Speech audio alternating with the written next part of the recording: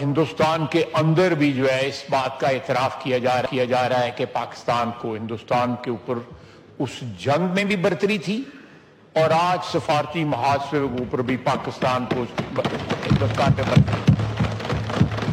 جناب اسپیکر، یہ بہت بڑی کامیابی ہے. یہ سب سے بڑا ورثہ ہے جو ہم آنے والی نسل کو دے کے جا رہے ہیں کہ پچھلے 2-3 سال میں پاکستان کا قد کانٹ جس طرح بڑا ہے، باوجود کنٹروورسی کے. ہمارے اندر کنٹروورسیز ہیں، ان سے انکار نہیں کیا جا سکتا. اور اس کے علاوہ ہم ایک جنگ لڑ رہے ہیں طالبان کے خلاف.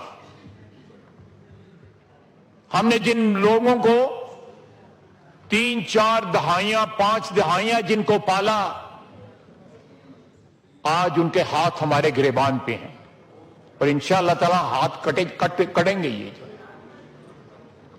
ہماری افواج ادھر بھی جو ہیں اس محاذ پہ بھی جتنی قربانیاں دے رہی ہیں، جتنی بہادری کے ساتھ لڑ رہی ہیں، وہاں بھی اللہ کا فضل ہے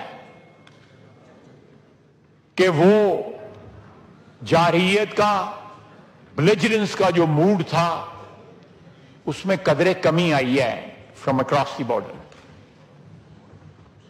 اور اس کامیابی کی وجہ سے میرا نہیں خیال کہ سوائے ہندوستان کے طالبان اور افغانستان کا کوئی اور برادر ملک رہ جائے کوئی اس خطے میں یا بیونڈ آر ریجن.